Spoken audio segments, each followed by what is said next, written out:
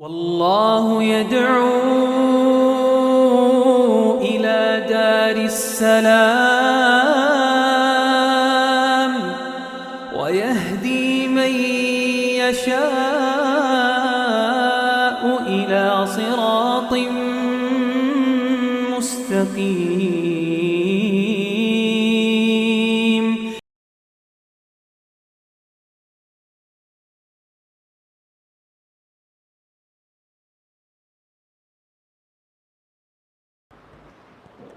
السلام علیکم ورحمۃ اللہ وبرکاتہ. بسم اللہ الرحمن الرحیم. الحمدللہ رب العالمین والصلاة والسلام علی محمد صلی اللہ علیہ وسلم وعلی آلہ واصحابہ اجمعین. اعوذ باللہ من الشیطان الرجیم. بسم اللہ الرحمن الرحیم. فاما الزبد فیذهب جفاء واما ما ينفع الناس فیمکث فی الارض. محترم حاضرین، اساتذہ اور دینی بھائیوں، وزندار مقرروں کی باوزن، ایمان افروز اور فکر انگیز تقریروں کے بعد میری تقریر نہیں ہوگی، کچھ طالب علمانہ معروضات ہوں گی. مجھے اس وقت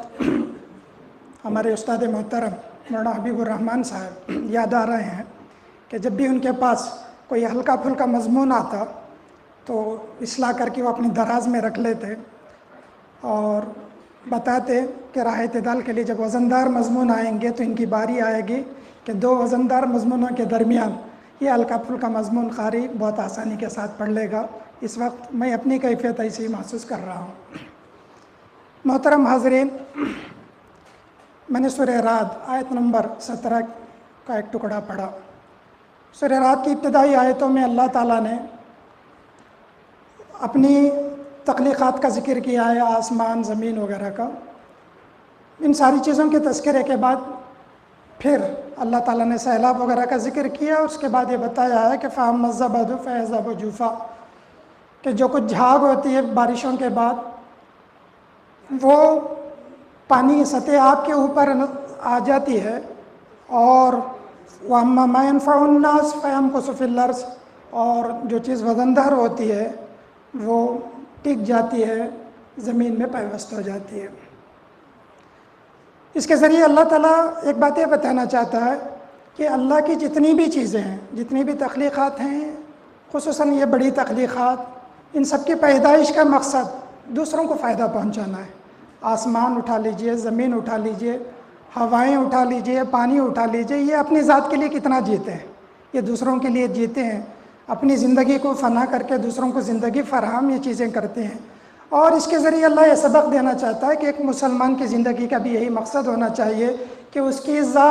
ذات کے لیے نہ ہو، بلکہ اس کی ذات سے بھی زیادہ دوسروں کی ذاتوں کو بنانے کے لیے، دوسروں کو فائدہ پہنچانے کے لیے ہو. اللہ کے رسول صلی اللہ علیہ وسلم فرماتے ہیں خیر الناس انفعهم للناس، تم میں سے بہترین آدمی وہ ہے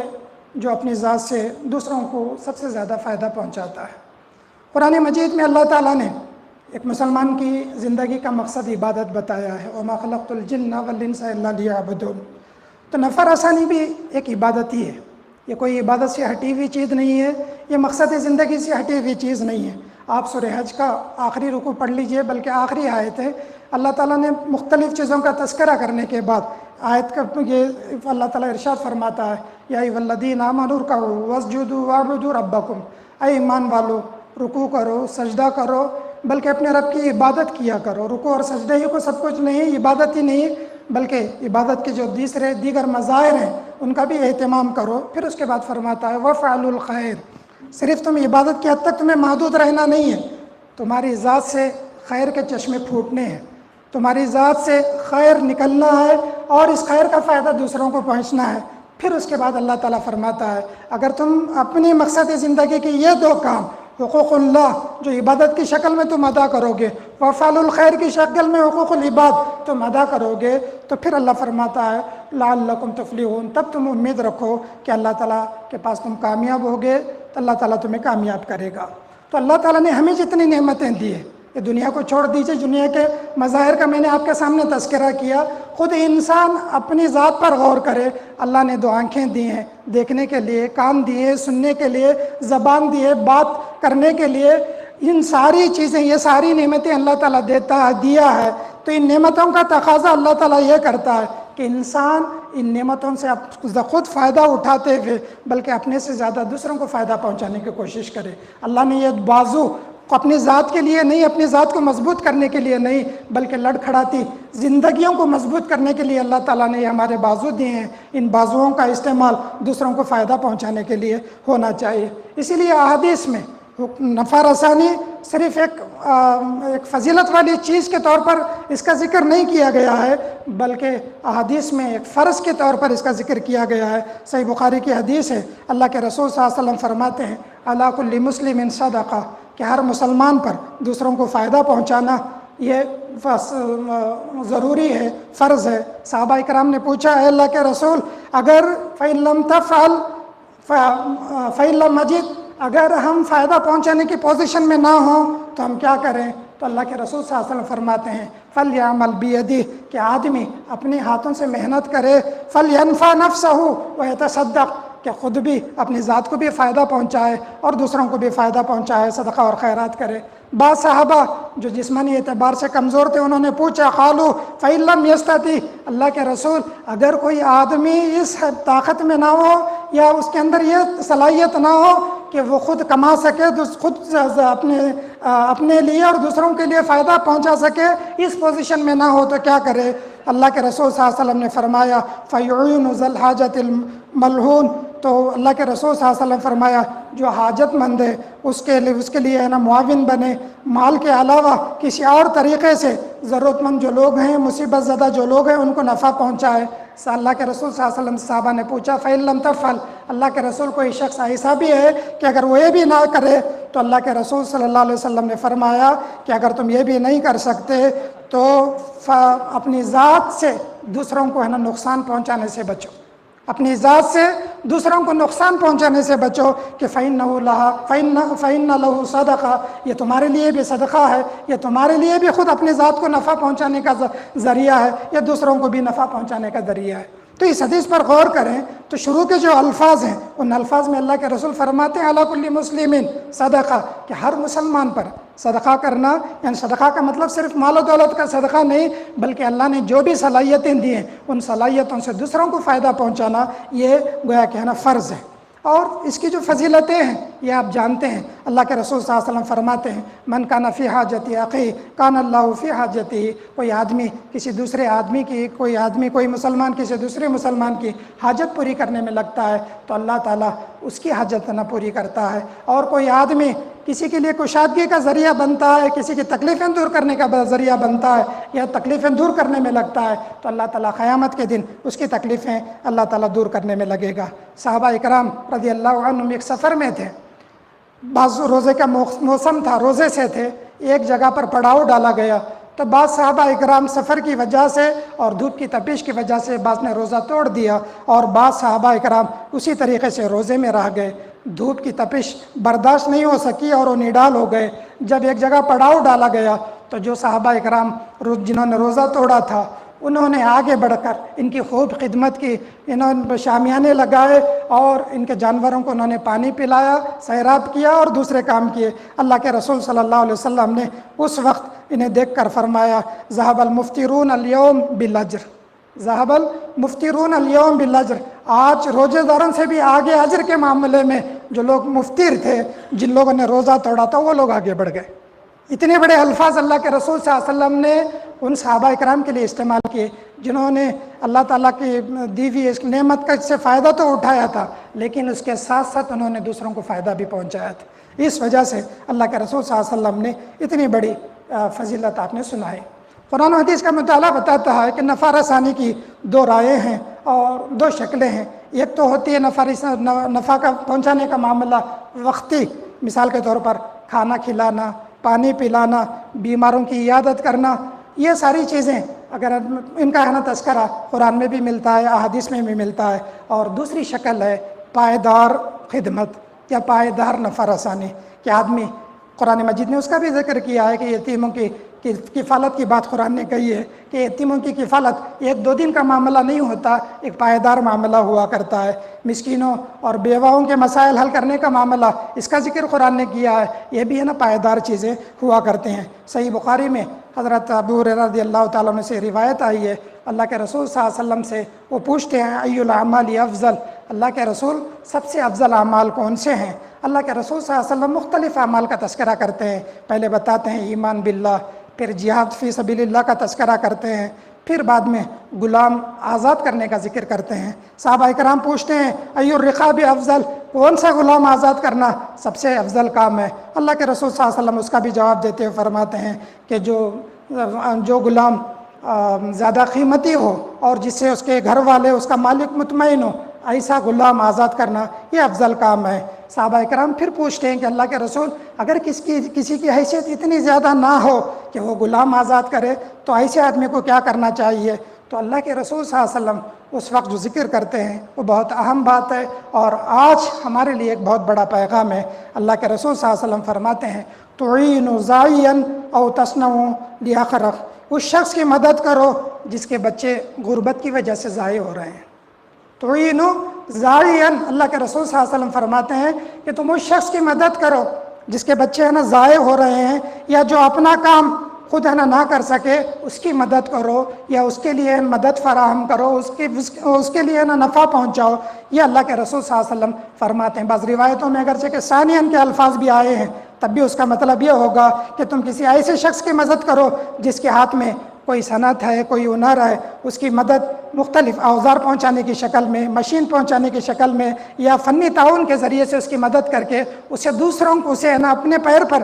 کھڑا ہونے کی پوزیشن میں اسے لاؤ، اس کے ذریعے سے اس کی تکلیفیں دور کرنے کی پوزیشن میں اسے لاؤ۔ یہ اللہ کے رسول صلی اللہ علیہ وسلم فرماتے ہیں۔ خاص کر آج کے زمانے میں جب بھی خدمت خلق کا تذکرہ آتا ہے تو ہم چھوٹی موٹی چیزوں میں تو بہت لگ جاتے ہیں، چھوٹی موٹی چیزوں میں، یا ایسی چیزیں جن کا تعلق وقتی خدمت سے، لیکن افراد سازی کا معاملہ یا ایسے گھرانے سے جس گھرانے کے لوگ پریشان حال ہیں، جس گھرانے میں کوئی ذمہ دار فرد نہیں ہے، جس گھرانے کو مسلسل سرپرستی کی ضرورت ہے، ایسے گھر سے کسی ایسے فرد کو کھڑا کرنا جس کی زندگی ضائع ہو رہی ہے، جس کی زندگی ضائع ہو رہی ہے، ایسے فرد کو کھڑا کرنا، اس گھر کے لیے اسے رحمت بنانا، یا اس گھر کے لیے اسے سرپرست کی پوزیشن میں اسے لانا، یہ بہت بڑا کام ہے۔ اور آج ہم تھوڑی سی توجہ سے اور تھوڑی سی منصوبہ بندی کے ذریعے سے آج یہ کام ہم کر سکتے ہیں، آسانی سے کر سکتے ہیں۔ حاضرین، ہم میں سے ہر آدمی سوچے کہ ہمارے اپنے بچپن کا ہم جائزہ لے کر دیکھیں کہ ہمارے میں سے بہت سوں کی زندگی ایسی ہی تھی کہ ہم ہمارے گھر کے لیے سمجھیے کہ ہم ایسے فرد جس طریقے سے حدیث میں بتایا گیا کہ ضائع ہونے والے افراد، ضائع ہونے والے، کسی نے ہم کو مدرسہ پہنچا دیا، وہاں اساتذہ کی توجہ ہمیں حاصل ہوئی، ہم نے کچھ پڑھ لیا اور عملی زندگی میں لگ گئے۔ اللہ کا بڑا فضل ہوا کہ آج ہم اپنے گھرانے کے لیے، اپنے خاندان کے لیے ایک سرپرست کی حیثیت میں، آج ہم اپنے گھرانے کے لیے، اپنے خاندان کے لیے ایک سرپرست کی حیثیت میں۔ تھوڑی دیر کے لیے سوچئے، اگر کسی کی سرپرستی ہمیں حاصل نہ ہوتی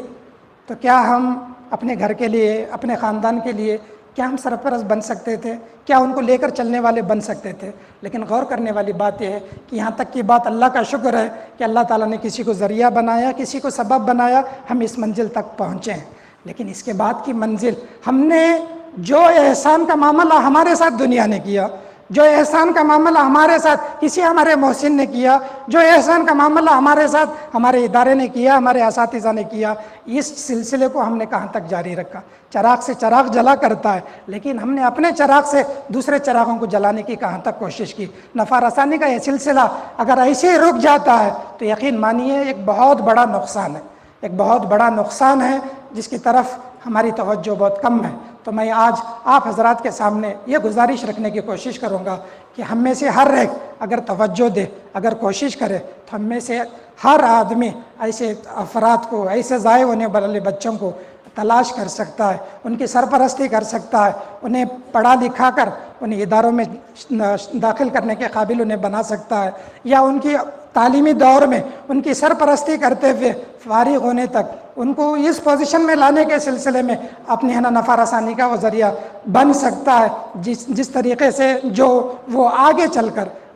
فائدہ دنیا کو فائدہ پہنچا سکے۔ پتہ نہیں ہماری زندگی محدود زندگی، یا ہماری صلاحیتیں محدود صلاحیتیں، ہمارا نفع محدود نفع، ممکن ہے جن لوگوں کی ہم سرپرستی کریں گے یا جن لوگوں کو ہم بنانے کی کوشش کریں گے، ممکن ہے وہ ہم سے بھی زیادہ آگے بڑھنے والے ہوں، ہم سے بھی زیادہ صلاحیت مند ہوں، ہم سے بھی زیادہ دنیا کو فائدہ پہنچانے والے ہوں۔ اگر ہم اس طرف کوشش کریں گے، اس طرف توجہ دیں گے تو یقیناً ایک بہت بڑا کام ہوگا، ایک بہت اونچا کام ہوگا۔ میری آپ سے گزارش ہے کہ اس سوچ پر آپ مزید غور کریں اور اس کو آگے بڑھانے کی کوشش کریں۔ ایک اور بات کہ نفع رسانی کا معاملہ جب بھی آتا ہے ہم یہ سمجھتے ہیں کہ اس کا تعلق صرف دولت سے، اس کا تعلق صرف روپے پیسے سے۔ یہ بات صحیح نہیں ہے، بلکہ محدود رہا ہے۔ یہ بات اپنی جگہ صحیح ہے کہ آدمی دولت کے ذریعے سے فائدہ پہنچا سکتا ہے، لیکن صرف دولت ہی کے ذریعے سے فائدہ نہیں پہنچا سکتا۔ دنیا میں بہت سے لوگوں کو ایک اخلاقی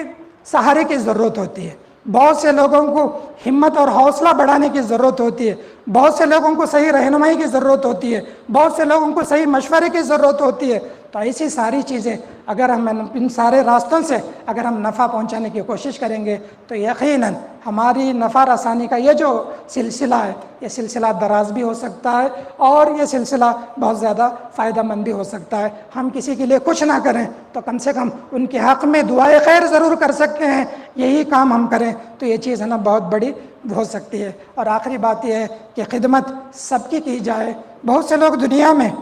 الگ الگ قسم کے ہوتے ہیں، بعض لوگ بعض لوگ ان کی توجہ صرف اپنی ذات کی حد تک ہوتی ہے، بعض اسیر اہل و عیال ہوتے ہیں، لیکن اللہ کے رسول صلی اللہ علیہ وسلم نے بلکہ اسلام نے نفع رسانی کا ہمیں جو تصور دیا ہے اس کا تعلق اپنی ذات تک محدود نہیں ہے، اپنے خاندان اور قبیلے تک محدود نہیں ہے، پوری انسانیت کو فائدہ پہنچانے کی تعلیم ہمیں دی گئی ہے۔ صحیح بخاری طبرانی کی روایت ہے، اللہ کے رسول صلی اللہ علیہ وسلم ایک موقع پر فرماتے ہیں کہ لن تؤمنوا حتی تراحموا، تم اس وقت تک مومن نہیں بن سکتے جب تک تم ایک دوسرے پر رحم نہ کرو، کرم کا معاملہ نہ کرو۔ صحابہ کرام پریشان ہوتے ہیں، فرماتے ہیں اللہ کے رسول کلنا رحیم یا رسول اللہ، اللہ کے رسول ہم میں سے ہر آدمی اپنی جگہ رحیم ہے، ایک دوسرے کے ساتھ کریمانہ معاملہ کرنے والا ہے۔ اللہ کے رسول صلی اللہ علیہ وسلم فرماتے ہیں انہ لیس برحمت احدکم صاحبہ، میرے کہنے کا مطلب یہ نہیں کہ تم صرف اپنے ساتھیوں کے ساتھ رحم و کرم کا معاملہ کرو، ولکن رحمت الناس العامہ، میں جو رحمت کا تصور تمہیں دے رہا ہوں، میں جو رحمت کا میں جو فکر جو تمہیں دے رہا ہوں، میں جو شعور تمہیں دے رہا ہوں، وہ رحمت العامہ، وہ پوری دنیا انسانیت سے ملی ہوئی وہ چیز ہے۔ تو اللہ کے رسول صلی اللہ علیہ وسلم نے، ہمارے دین نے جو ہمیں تصور دیا ہے وہ نفع رسانی کا تصور سب کے ساتھ پوری انسانیت کے ساتھ، بلکہ ہر جاندار کے ساتھ یہ معاملہ ہے۔ یہ الگ بات ہے کہ اس کے لیے مدارج بھی بتائے ہیں کہ آدمی اپنے ماں باپ کی طرف توجہ دے، گھر بار کی طرف توجہ دے، ان کی خدمت کرے، ان کو نفع پہنچائے، رشتہ داروں کو نفع پہنچائے، دوست احباب کو، پڑوسی کو، ہوتے ہوئے یہ باتیں بتائی گئی ہیں۔ لیکن یہ صرف قومیت کی حد تک یہ چیز محدود نہیں ہے تصور، بلکہ ساری انسانیت کے ساتھ یہ جامع تصور ہے۔ ہم خدمت کے معاملے میں اس وقت بہت پیچھے ہیں، یہ ہماری دین کی، ہمارے مذہب کی بنیادی تعلیم ہے، بلکہ قرآن کے مطالعے سے تو معلوم ہوتا ہے کنتم خیر امت اخرجت للناس، کہ پوری امت کو اللہ تعالیٰ نے الناس کے لیے، ساری انسانیت کے لیے پیدا کیا ہے، اپنی ذات کے لیے پیدا نہیں کیا ہے۔ ہم اپنی ذات میں آج تک محدود ہیں، اس محدودیت سے ہمیں نکلنا ہے، اور اللہ نے جو صلاحیتیں ہمیں دی ہیں، جن صلاحیتوں سے اللہ نے نوازا ہے، ان صلاحیتوں سے ہمیں دنیا کو فائدہ پہنچانا ہے، اور اس شعور کے ساتھ ہمیں فائدہ پہنچانا ہے کہ ممکن ہے ہم جس کو فائدہ پہنچا رہے ہیں اس کے ذریعے سے اللہ تعالیٰ ہم سے بھی بڑا کام دنیا کو نفع پہنچانے کا، دنیا کے نفع رسانے کا اللہ تعالیٰ لے سکتا ہے، لے گا۔ اللہ تعالیٰ سے دعا ہے کہ اللہ تعالیٰ مجھے اور آپ کو نیک توفیق عطا فرمائے، ہماری اپنی صلاحیتوں کا شعور اللہ میں نصیب فرمائے، اور اپنی دی ہوئی نعمتوں کے ذریعے سے دوسروں کو فائدہ پہنچانے کے اللہ تعالیٰ میں توفیق بخشے۔ آمین۔ شکریہ، السلام علیکم۔